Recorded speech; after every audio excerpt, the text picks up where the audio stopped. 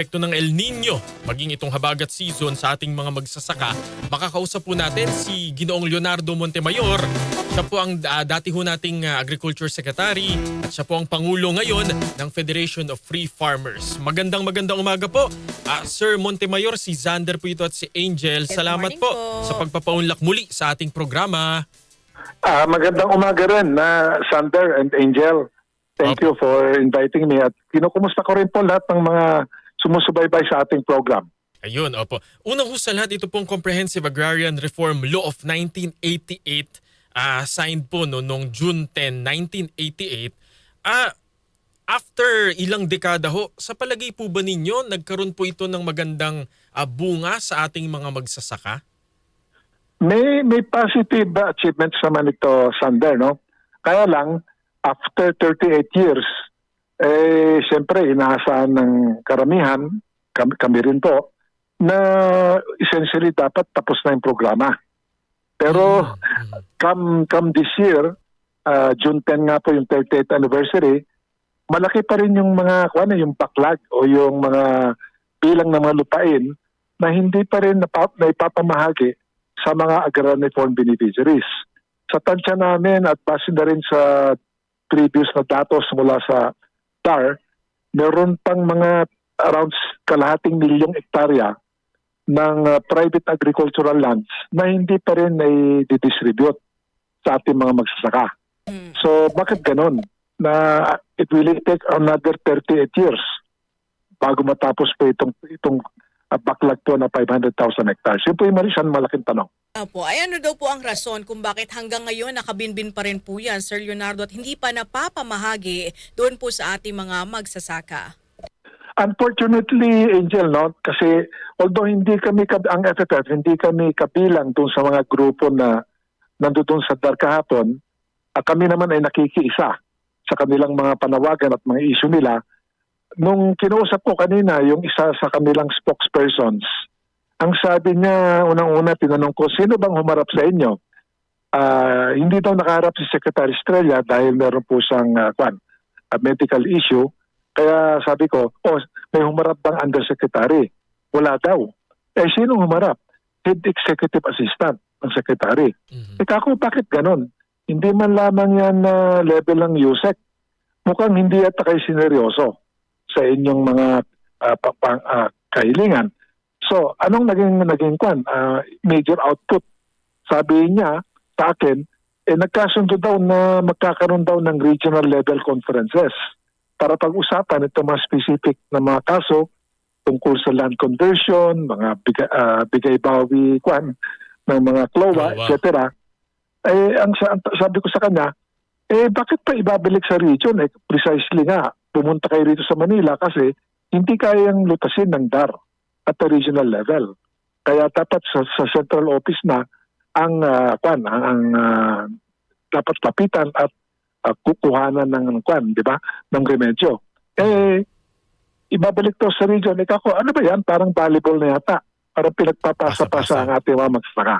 So, although sabi ko sa kanya na mahalaga yung ipinaramdam sa DAR, yung matinding dissatisfaction ng ating mga magsasaka sa takbo ng ating programa sa agraryo, nakalulungkot naman na hindi nila binigyan ng sapat na pansin at seriousness yung karaingan po ng ating mga farmers. Opo. Sir, would you know po paano ho ba yung proseso ng pamamahagi ng isang lupang agraryo? At paano ho yung, kumbaga yung selection ng magiging beneficiary? Well, siyempre yung first step dyan merong notisya mula sa Department of Agrarian Reform na yung isang lupain ay covered yan ng Comprehensive Agrarian Reform Program. Lalo na yung tinatawag na land acquisition and distribution component. Kasi pag covered ng land, ang tawag yan, ibig sabihin yan, yung lupa ng isang may-ari ng lupa ay by virtue of the law, ay bibilhin ng gobyerno, babayaran yung landowner, tapos i-distribute yan sa mga farmer beneficiaries. So that's the first step. Ikalawa, yung identification ng mga farmer beneficiaries. So merong proseso yan na siyempre sinasurvey, yung in-interview yung mga potential beneficiaries, then humahantong yan sa bago i-issue yung CLOA o yung title, nagkakaroon ng mga technical survey para ma-identify yung yung mismong kinalalagyan ng lupain na ipapamagi sa farmer. So essentially yun ang basic steps dyan, and then later on mag-issue na po ng actual title sa ating mga farmers. Kung gayon po, ibig sabihin, yung mga lupa po na sinasaka ay nabili na ng gobyerno pero hindi po na ipamahagi dun sa mga farmer beneficiaries. Ganun ho ba yung nangyayari? May ganong mga kategorya na mga lupain, bayad na, pero hindi pa rin napapamahagi. Maaaring may reklamo pa rin, pending pa rin yung reklamo ng dating may-ari at hindi pa rin re-resolve with finality. In some cases, nabayaran na ng gobyerno, identified ng farmer, pero wala sa posisyon ang mga farmers kasi hinaharang ng ibang mga partido yung pag-install ng mga farmer beneficiaries. So isa pong major area po ng ng difficulty as to why meron pa rin pong backlog. Opo. Sir, meron din daw po mga alegasyon na ginagamit daw po yung stock distribution scheme para makaiwas daw po sa pamamahagi ng lupain dito po sa ating mga farmers. Sa tingin niyo po ba dapat na po itong alisin? Actually, ang alam ko, pinagbabawal na yan ng yung naging mga amendments sa original Comprehensive Agrarian Reform Law. Nung ipinasa namin, kasi member din ako ng Congress noon, nagkaroon po ng tinatawag na Carter Law, Comprehensive Agrarian Reform Program with Extension and Reforms. Nagkabisa ito noong June of 2010. As far as I recall, hindi na po, bawal na po yung stock distribution scheme. Dapat nagipamamagi sa farmer yung actual na titulo. So kung may distribution schemes, yan po ay labag na sa batas sa aking pagkalam. Opo. At bakit naman ho nagkakaroon nung pagbawi nung CLOA, Certificate of Land Ownership Award? Kumbaga, naibigay mo na dun sa beneficiary, kagaya sa Boracay, dun sa mga katutubong ati. Naibigay na yung CLOA, tapos bakit po may ganung nangyayaring bawian? Laban-bawi, Oo. Masakit nga na pangyari yan, na standard, tsaka Ejel, yung tawag namin dyan, bigay-bawi. Bigay-bawi. Kasi binigay na yung titulo sa magsasaka, siyempre tuwan-tuwa ang farmer. Tapos sinabayan pa ng batas na about noong 2023 na ipinawalang bisa na po, na-condone na ang mga unpaid amortization balances ng ating mga farmer. So akala ng farmer, siya na yung ganap na may-ari ng lupa, only for some of them to be informed by DAR, nagkamali kami. Hindi dapat namin ibinigay yung titulo sa inyo kasi at the time of the award, nung CLOA o nung emancipation patent, sasabihin ng DAR, exempted na pala yung lupain ninyo sa agrarian reform dahil hindi na agricultural. Na-classify na pala yan na non-agricultural, therefore exempted from coverage ng CARP. So napakasakit nun. Yes. May mga pagkaso tayo ng mga farmers na 10 years na o magit na hawak na ng titulo, then after 10 or sometimes more years, biglang binawi yung kanilang titulo. So yan po, napakatindi na problema po yan. Okay. Sir Leonardo, mapunta naman po tayo sa ginagawang paghahanda, dahil nga po meron po tayong El Nino at the same time may habagat po tayo. Siyempre, ito po ang kalaban ng ating mga magsasaka. Yes, Angel. Actually, ako very, very, shall we say, disappointed sa preparasyon na sinasagawa ng ating pamahalaan so far. Bakit po? Kanina nga lang, may kausap ako mga leaders namin mula dyan sa bayan ng Kabiling Tarlac.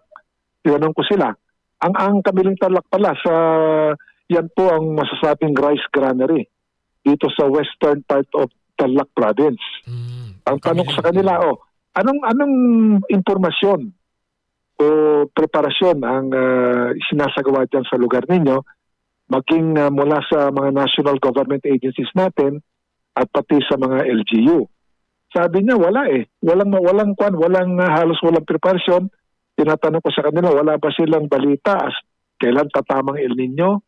Kung tatamang El Nino, anong mga dapat maging tulong o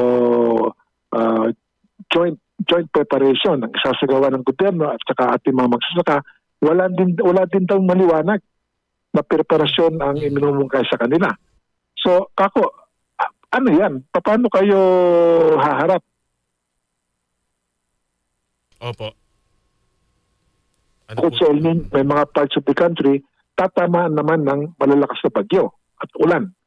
So, essentially, ang sabi ko, baka nga, ang nangyari ngayon, napakarami mga press releases, maraming mga meeting May daw ang task force ginaganap. El Nino pa nga daw, Sir Leonardo. Na Oo, binuo. kaya lang baka hanggang meeting lang nangyari. Pero yung actual na translation at ground level sa ating mga magsasaka kung paano isasagawa lahat itong mga preparasyon for El Nino ay hindi pa po in place yan.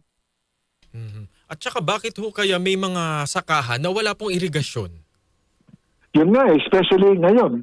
Kasi may konting panahon pa. Siguro may 1 or 2 months pa na kung may water source naman, dapat i-apurahin yung paglalagay ng mga di ba?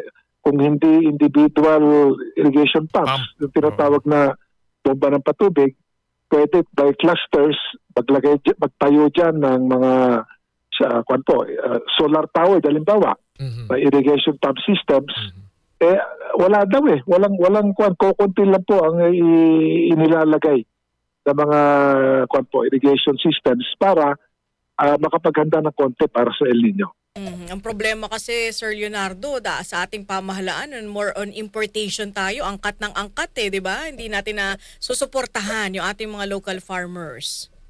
Tama ka dyan, Angel. Kaya lalong na di-discourage at di-dismay ang ating mga farmers kasi on the one hand, nandyan yung dapat maging preparasyon for El Nino pero kulang na kulang ang response so far para makatulong sa farmers. Tapos sa kabilang banda naman, papasok naman ng tumatambing importasyon.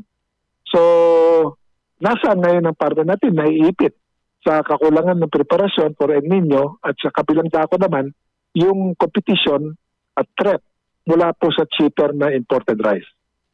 Tsaka yung mga storage facility, Leonardo, hanggang ngayon, wala pa rin. Ang Laway. tagal ng problema Puro laway. yan, di ba? Ang tagal ng pinaglalaban ng ating mga magsasaka. Ilang dekada na hanggang ngayon wala pa rin. Nakakalungkot. Meron pa rin naman, Angel, pero kulang na kulang. Kulang. And given the fact na we're expecting yung matinding El Nino, baka bukod sa kulang itong mga infrastruktura na nailagay na, baka medyo huli na ang mga infrastruktura na yan.